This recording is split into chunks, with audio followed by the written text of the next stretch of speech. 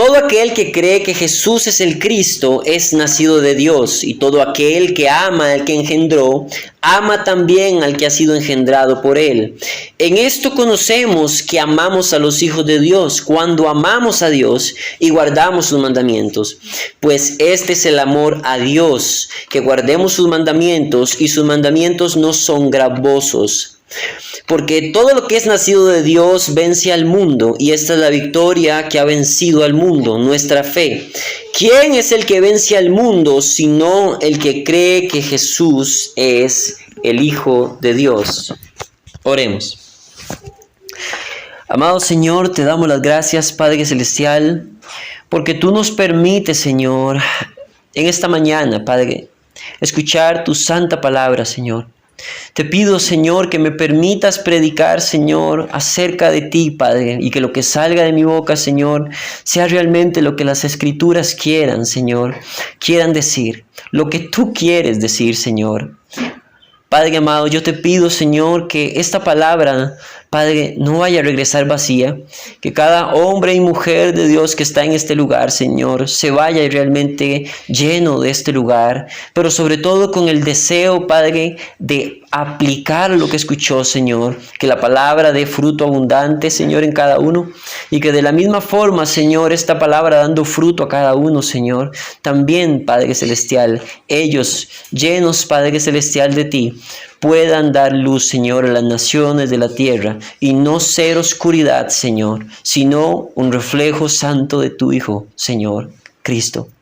Te pido, Señor, que así como dice en 1 Juan 2, capítulo 6, Señor, que podamos realmente andar como tú anduviste, Señor, para de esta forma, Señor, también agradar a ti, Señor, y poder cumplir ese propósito santo, Señor, de ser como tú, Padre Celestial, de ser hechos conforme a ti, Padre Celestial. En el nombre santo te pido, Señor, que nos des tu semejanza, Padre Celestial, y que seamos hombres y mujeres santos de Dios. En el nombre de Cristo Jesús. Amén. Puede tomar asiento. Ahora sí, va a comenzar la palabra del Señor. Y vamos de una vez con el versículo 1 que dice: todo aquel que cree que Jesús es el Cristo. Esta palabra cree viene del original griego pisteu, que ya se los había dicho, quiere decir confiar, ¿verdad? Todo aquel que confía que Jesús es el Cristo es nacido de Dios. Esto es realmente importante porque esta palabra nacido viene también del original griego genao, ¿verdad? Que quiere decir engendrado o dado a luz, o nacer, o nacimiento, o concebir.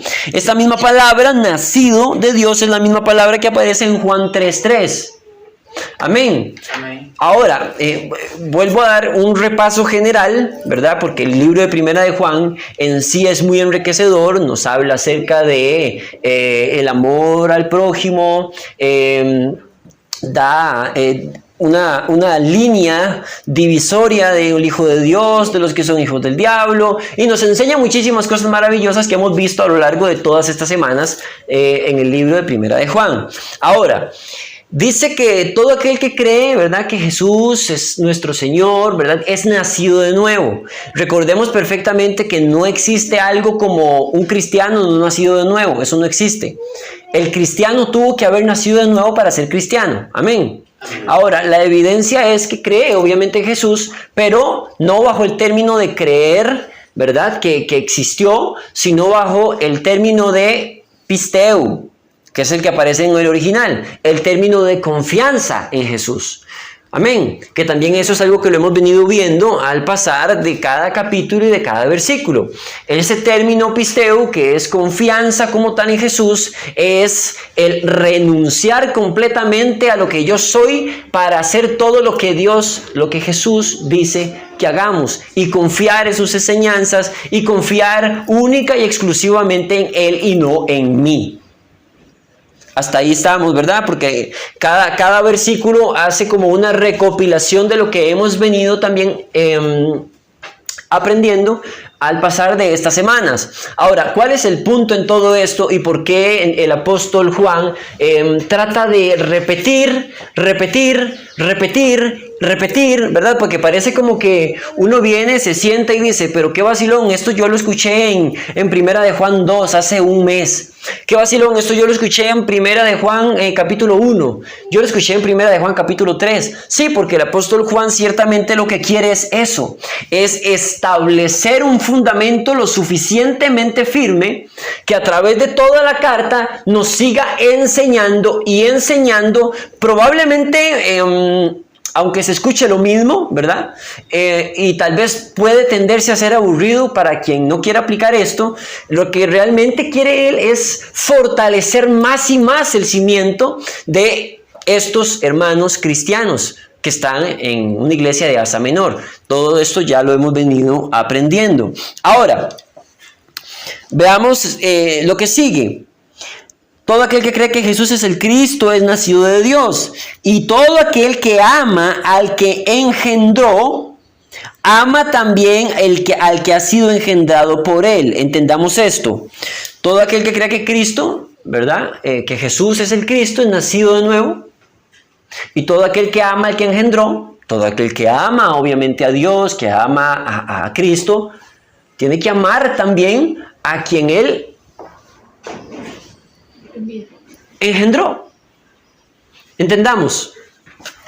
Una vez más. Todo aquel que ama al que engendró, ama también al que ha sido engendrado por él. Entonces, ¿de quién nos está hablando? De que si yo amo a Dios, entonces yo tengo que amar a quien Dios engendró. ¿Y a quién engendró Dios? ¿A quién engendró Dios?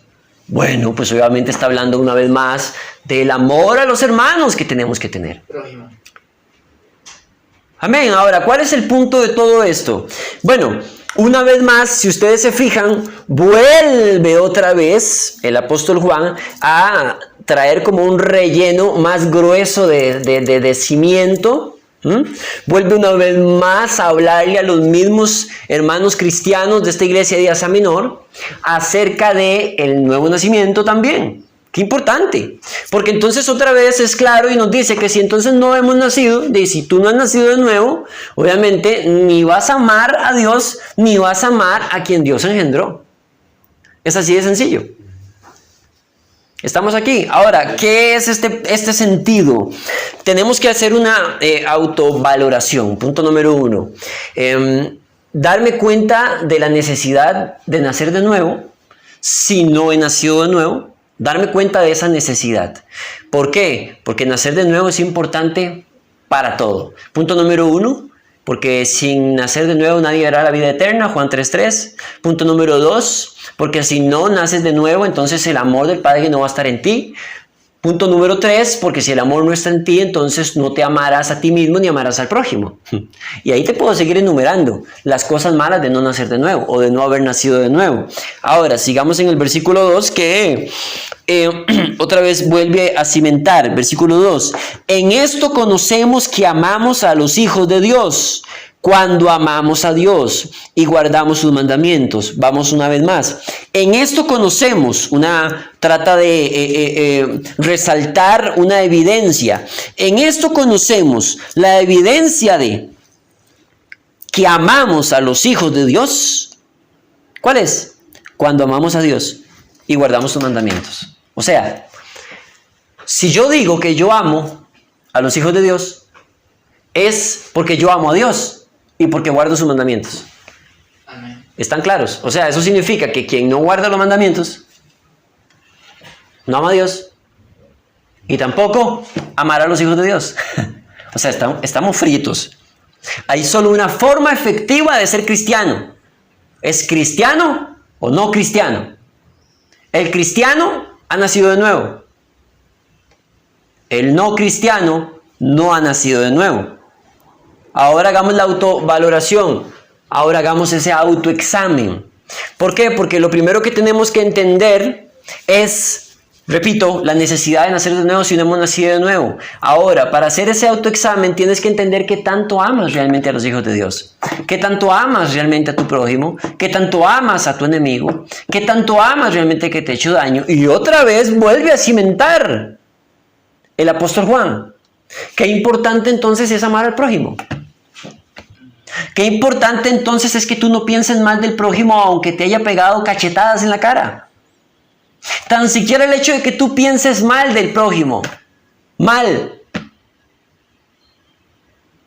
Ahora, si yo entonces amo a los hijos de Dios, yo tengo que amar a Dios porque guardé sus mandamientos.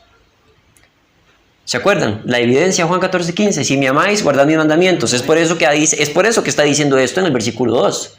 Ahora, el versículo 3 dice, pues este es el amor a Dios. Escuchen, no dice, pues este es el amor de Dios. No, porque no es de Dios a nosotros. Habla del amor a Dios. Este es el amor a Dios. Este es el amor que tú debes tenerle a Dios. ¿Cuál? Que guardemos sus mandamientos. Otra vez. Increíble cómo esta carta nos enseña y repetidas veces a guardar los mandamientos, que a veces puede tender a ser cansón como para mucha gente. Ay, pero qué cansado guardar los mandamientos, eso ya lo escuché. Mira, cuando una persona se siente cansada por guardar los mandamientos, el amor de Dios no está en esa persona. ¿Por qué? Por lo que dice siguiente. Y sus mandamientos no son gravosos. No son pesados. No son difíciles. En el sentido de que no son una norma para el que realmente tiene amor a Dios. Amén. ¿Cuál es el sentido de que no son una norma? El sentido que ya hemos explicado también en tiempos pasados. La persona que es nacida de Dios no ve los mandamientos como una norma, como una obligación, sino como un motivo de evidenciar su amor a Dios. Y que a través de esa evidencia, pues evidentemente tú te proteges de no caer en tentación y por ende no consumar el pecado en tu vida. Amén. Ahora, ¿por qué entonces los mandamientos son gravosos? Como me han dicho muchas personas cuando normalmente se les evangeliza o se les predica. Bueno, es que son demasiado difíciles guardar los mandamientos. No, es que eso es muy imposible, me han dicho otros. Porque el punto acá es que el que es nacido de nuevo no piensa ni siente que el mandamiento es gravoso porque no está en la carne, sino en el espíritu. Si tú quieres guardar los mandamientos estando en la carne, tú no vas a poder y va a ser imposible para ti porque el pecado es tu rey. Pero el que nació de arriba, Cristo es su rey y por ende sabe perfectamente que, como dice Romanos capítulo 6, el pecado se vence en el Espíritu Santo de Dios. Amén. Ahora entonces aquí es donde tenemos que comprender. ¿El mandamiento por sí mismo es gravoso? Sí, para los que están en la carne, sí, muy gravoso. Eso quiere decir, pastor, que para los que están en el espíritu no les es difícil. No, claro. Para los que están en el espíritu y han nacido de nuevo, guardar el mandamiento sin equivocarse es supremamente difícil, porque a pesar de que hemos nacido de arriba, Genao, a pesar de que hemos nacido de Dios, seguimos estando en la carne, y eso quiere decir que podemos pecar, fallar en algo, pero con la gran diferencia de que el pecado no es nuestro rey y que para nosotros va a ser un deleite el mandamiento. ¿Se acuerdan? Como lo decían los salmos. Amén. Va a ser un deleite guardar entonces los mandamientos. Va a ser algo en que el que nos produzca realmente un placer santo guardar los mandamientos. Ahora, como se los he explicado, los mandamientos se guardan, aunque no perfectamente, sí sinceramente. Recordemos perfectamente que Dios, ¿verdad? Cristo cuando se encarnó, Él tenía doble naturaleza, 100% Dios, 100% hombre. Él no podía pecar, fue tentado, supo lo que era ser tentado, pero Él no podía pecar. Y no podía pecar no porque Él decía, no quiero pecar. No, no es por eso. Es porque Él es santo, santo, santo. Y esa palabra santo, santo, santo, tanto en hebreo como en el griego, quiere decir apartado completamente del pecado. Él no tiene parte con el pecado, ni cerca, ni mezclas. Él es santo, santo, santo. Puro. Pero cuando nosotros nacemos de nuevo, las Escrituras dicen que nosotros somos vistos como justos delante de la presencia de Dios, no por nosotros.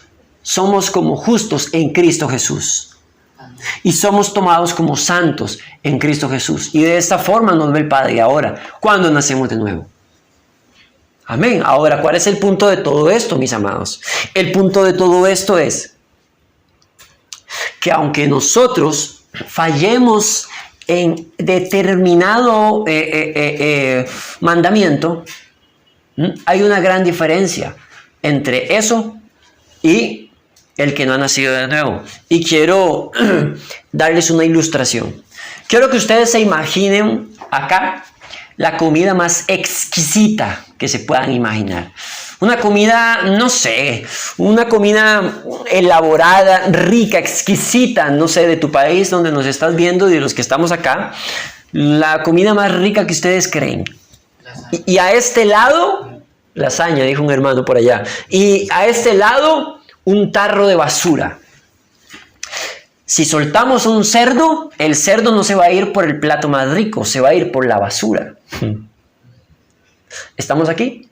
Pero quiero que ustedes entiendan esta ilustración, porque si yo tuviera poderes y yo hago así, y el cerdo deja de ser cerdo y es un hombre que nació de nuevo, ese hombre, al verse en medio de la basura y saber que es un hijo de Dios que nació de nuevo, no solamente va a vomitar la basura, sino que va a sentir vergüenza y va a huir de esa basura para siempre.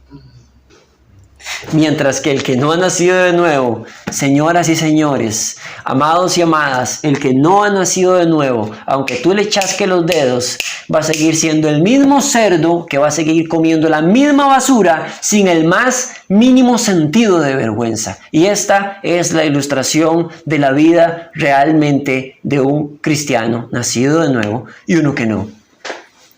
Cuando un cristiano realmente nace de nuevo, y sabe que se fue a la basura por un instante y se ve en la basura por un instante, la vergüenza de haber caído en esa basura va a ser realmente que huya de ese basurero y no quiera volver a caer ahí, porque sabe que es un hijo de Dios, porque sabe que ama a Dios y que no tiene nada que hacer en esa basura.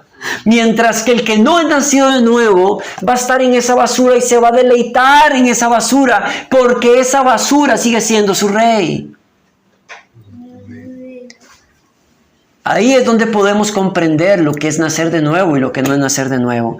¿En qué encuentras tu deleite? Ahí te das cuenta. ¿Quieres darte cuenta si naciste de nuevo? Date cuenta cuál es tu deleite. ¿Tu deleite es Dios? ¿Tu deleite es guardar los mandamientos? ¿O tu deleite es la práctica del pecado y seguir en el basurero como cerdo? Amén. Ahora, vean esto.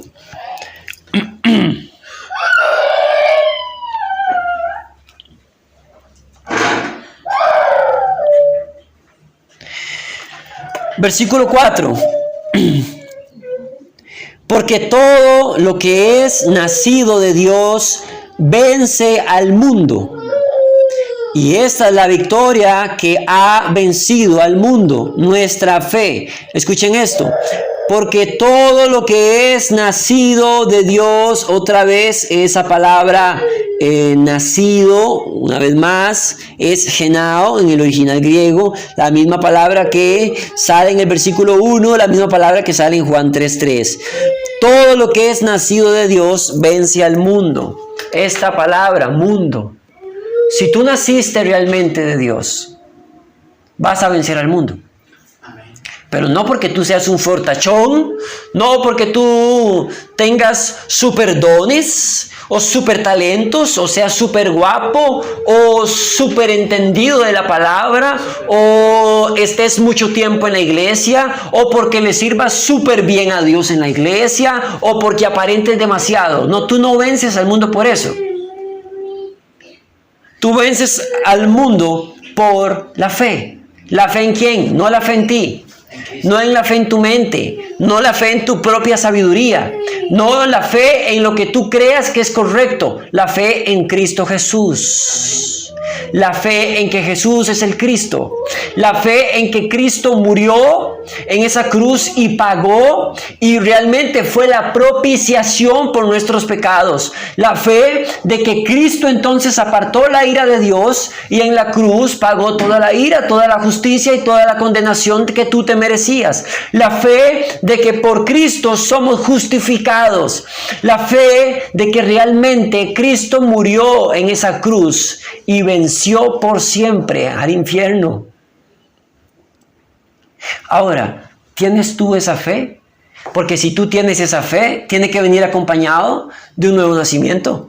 No existe una persona que diga, yo tengo la fe en todo eso, pero no haya nacido de nuevo. No puede haber una persona así. Porque una persona que crea realmente en eso, bajo la palabra pisteu, acuérdense en el original, bajo la palabra confiar, toda aquella persona que confíe realmente en todo lo que yo acabo de decir, tuvo que haber nacido de nuevo de alguna forma, ¿no? Y cuando digo de alguna forma, no digo nacer a medias, no, sino de que tuvo que haber nacido de nuevo realmente. Ahora, si tú naciste de nuevo, tú vas a vencer al mundo por la fe que tú tienes en Cristo Jesús. Y cuando hablamos de vencer al mundo, hablamos a todo ese sistema de maldad que está en este mundo y lo que gobierna. El Dios de este siglo, Dios con minúscula, dice la Biblia, es Satanás.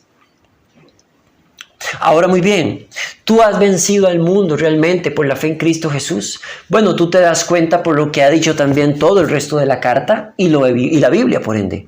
Tú te das cuenta si has vencido al mundo, si realmente tú estás amando a tu hermano, tu hermana, si tú estás amando a tu prójimo, si tú estás amando a los hijos de Dios, si tú estás amando a tus enemigos, si tú oras por los enemigos. Si tú honras a Dios con todo lo que eres, con todo lo que tienes, si tú te postras delante de la presencia de Dios, si tú realmente estás teniendo el tiempo para orar, teniendo el tiempo para estudiar las Escrituras, teniendo el tiempo para aplicar las Escrituras, si tú realmente estás sometido a Dios, si tú te dejas de sentir mejor que alguien y más bien te das cuenta que eres simple y sencillamente un gusano si no tuviera a Dios.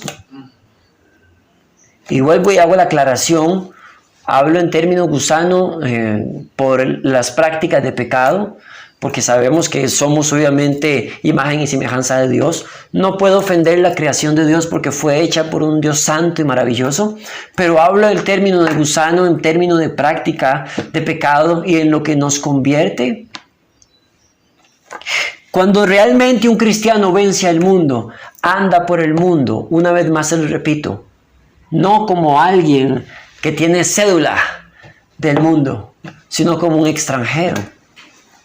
Porque desde el momento que tú naces de nuevo, tú no perteneces a esta tierra. Tú eres un extranjero en esta tierra. Ahora dime, ¿tú andas realmente como extranjero en esta tierra? Porque si tú no andas como extranjero en esta tierra, muy probablemente tú tengas alianzas con el mundo todavía. Ahora, y esa es la victoria que ha vencido al mundo, nuestra fe. La victoria que ha vencido al mundo es nuestra fe. ¿Quién fue el que venció al mundo?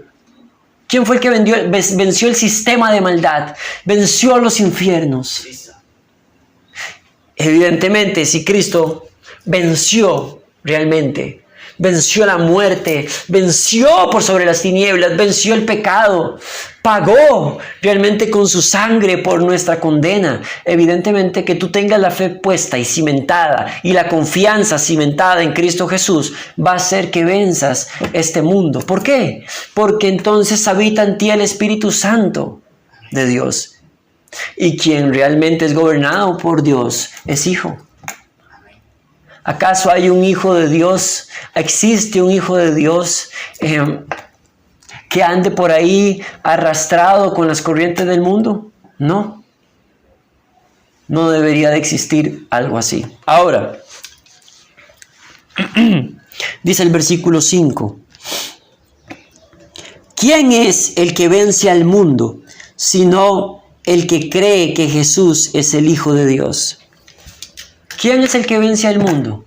Sino el que cree que realmente Jesús es el Hijo de Dios. Miren, tan siquiera pronunciar el nombre de Jesús debería hacerte temblar. Tan siquiera pronunciar el nombre de Jesús debería hacerte sentir una tristeza terrible por lo que pasó, pero un gozo maravilloso por lo que realmente Él hizo. ¿Tú realmente crees que Jesús es el Hijo de Dios? Si tú crees que realmente Jesús es el Hijo de Dios, entonces tú tendrías que haber nacido de nuevo si has puesto tu confianza en Cristo Jesús y si te has arrepentido de los pecados y si has apartado del pecado y si realmente ahora ves que los mandamientos no son gravosos, sino que es un deleite guardar los mandamientos. No perfectamente, pero sí sinceramente. Ahora la pregunta es, ¿qué esperas tú realmente? ¿Qué estás esperando tú? ¿Qué es lo que tú esperas? Porque ¿saben cuál es el problema? Que la mayoría de personas pareciera esperar algo de Dios para que esa persona haga algo por Dios. No. El que tú confíes en Cristo como Señor y Salvador no le hace un favor a Dios. Tú te haces un favor. Porque de lo contrario tú estarías condenado. Si tú estás esperando que Dios haga algo para tú creer que Dios existe, pues déjame decirte que eres un ignorante. Porque Dios existe. Y no deberías esperar absolutamente nada de Dios, porque Dios ya hizo todo por ti y fue pagar lo que tú te merecías para ser salvo. Ahora, ¿tenemos que esperar las promesas del Señor? Sí, amén. Pero el problema acá es que muchas veces esperamos cualquier tontería de parte de Dios para yo poder moverme y hacer algo para agradar a Dios. No, tú debes hacer todo para agradar a Dios. No importa si recibes o no lo que tú piensas o lo que tú estás pidiendo a Dios. El que es nacido de arriba tiene gozo en medio de lo que recibe y en medio de lo que no recibe. Tiene gozo en medio de lo que Dios le ha dado y en medio de lo que Dios le ha quitado. Tiene gozo en medio de lo que este mundo ofrece, pero no un gozo en donde se goza del mundo, sino un gozo en donde ve lo que el mundo ofrece y aún así su gozo sigue siendo el mismo para con Dios. ¿Saben? Les voy a decir lo mismo que John MacArthur dijo. John MacArthur dijo, ¿qué es lo que a mí me motiva de la vida eterna? No son las calles de oro transparentes, ni todo lo que dice en la Biblia que es la vida eterna. Lo que me motiva de la vida eterna es que no va a haber más pecado. Estoy harto del pecado, pronunció el pastor John MacArthur. Y saben, claro que a mí me motiva también lo que dice el todo, lo que dice la Biblia. Pero yo también estoy harto del pecado. Miserable de mí que estoy en un cuerpo de muerte, dijo el apóstol Pablo. Mira, el hombre que es nacido de nuevo sabe perfectamente que el pecado da asco. Dios odia el pecado y el que es nacido de nuevo odia el pecado, igual que Dios odia el pecado. Pero también el que es nacido de nuevo ama a sus hermanos, ama al prójimo, ama a sus enemigos y se ama a sí mismo porque ama a Dios y guarda sus mandamientos. Amados y amadas, despedimos esta transmisión pidiendo y orando al Señor para que realmente esta palabra sea efectiva en sus vidas, para quien no ha nacido de nuevo, nazca de nuevo, para que se den cuenta que aunque digan que aman, si realmente no aman a Dios y no guardan sus mandamientos, no están amando, porque el amor nace de Dios, porque tú hayas nacido de nuevo. El perfecto amor viene de Dios. Que Dios les bendiga.